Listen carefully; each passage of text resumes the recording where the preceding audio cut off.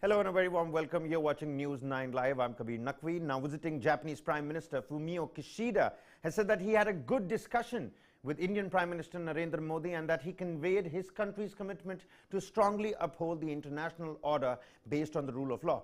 Fumio Kishida, he held a bilateral meeting with Narendra Modi after arriving in the morning. Now, Prime Minister Modi said that the ties between India and Japan were not only beneficial for the two countries, but also important for the stability of the Indo-Pacific region. Meanwhile, the Ministry of External Affairs is conducting a press conference on the same. Let's quickly cut right across to it. We celebrated this momentous years through various events in India and Japan. 2023 is a pivotal year for both India and Japan as chairs of the two major international groupings. India as the president of the G20 and Japan as the chair of G7. Our countries have the unique opportunity of converging our priorities on issues of significance and drive through that and in the process the global agenda. Through G20 presidency, India is working with partner countries, including Japan, to provide greater voice to issues of interest to developing countries, in particular the countries of the Global South, about which we have spoken in the past briefings also. Very quickly, in terms of the program, Prime Minister Kishida arrived in New Delhi earlier this morning, went to Rajghat thereafter to pay his tribute to Mahatma Gandhi. The two Prime Ministers then arrived at Hyderabad House for delegation-level talks. The two leaders also delivered the press statements, which I'm sure you would have heard. It was followed by a restricted lunch meeting between the two Prime Ministers and their close associates. Thereafter, as you just recently watched and heard, Prime Minister Kishida delivered a speech upstairs a short while ago. The two Prime Ministers will later on visit the Buddha Jayanti Park, where they will visit the Bal Bodhi tree in the Buddha Jayanti Park. As per the current schedule, Prime Minister Kishida would be departing tomorrow morning. Through these talks, the two leaders have held substantive discussions which is corresponding and commensurate with the depth and expanse of India-Japan engagement. Key topics that were discussed during the meeting, key topics of bilateral cooperation, included the domain of defense and security, economic partnership, climate and energy, including energy transition, people-to-people exchanges, skill development, innovation. The two leaders also discussed regional issues of significance, including, as you just heard in the speech from Prime Minister Kishida, the Indo-Pacific. They also talked about their own respective priorities. Prime Minister explained at length India's priorities for G20, and he heard in turn Prime Minister Kishida's priority and Japan's priorities for G7. These two also formed an important component of bilateral conversation. In terms of concrete outcomes of the visit, there were two documents that were signed on the sidelines. One was the renewal of MOC, Memorandum of Cooperation, on Japanese language that was originally signed in 2017, essentially focusing on higher level language learning. And second document which was signed, was exchange of notes for the fourth tranche installment of JICA ODA loan of Japanese yen 300 billion on Mumbai-Ahmedabad high-speed railway project, roughly Indian rupees 18,000 crores. We also announced 2023 as India-Japan Year of Tourism.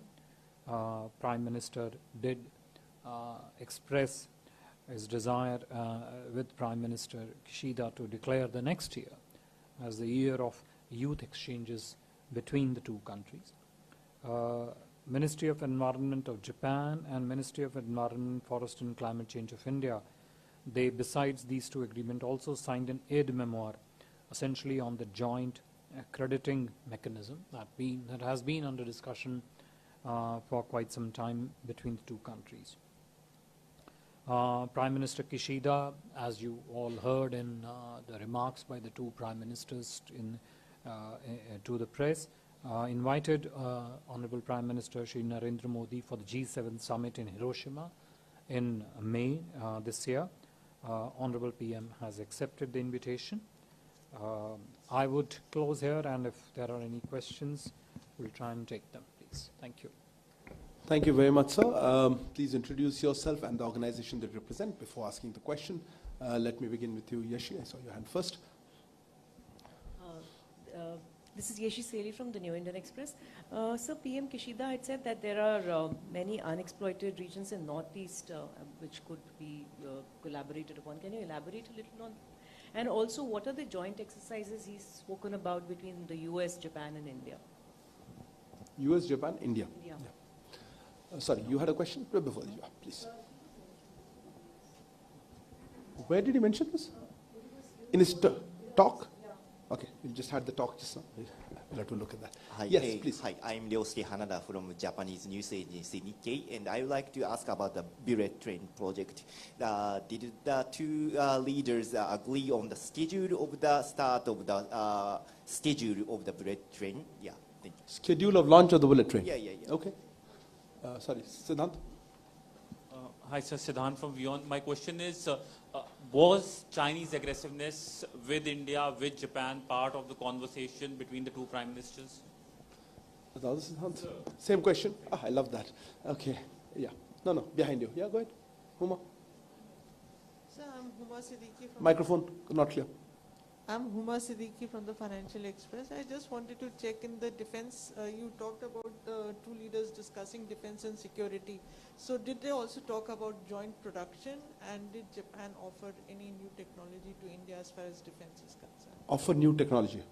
I think we'll come round next round, so we'll just take 4 questions. Okay. I Rishi couldn't quite capture the preciseness of your question on the joint exercises. My understanding is that what they spoke about was the we do multiple training programs as part of our bilateral and regional engagement, which is different from the training and exercises that we do in the field of defense. So I think what you're perhaps referring to is a set of recent exercises that took place between India and Japan, which I think for the first time also involved the two air force of the country. So I think that was a reference. Training, of course, is a larger issue in terms of capacity building, and depending upon the domain of the training cooperation that you would talk about, it would include different partners. In this case, the reference that you're making to US is perhaps relating to that. But I think the reference to the exercises that was made in the discussion was more about the joint India-Japan military exercises. In this case, the most recent being, I'm forgetting the name of it, but Veer Guardian, which is essentially involving Air Force exercises for the first time.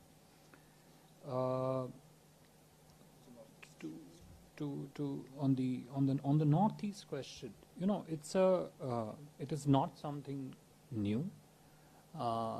India and Japan have been talking about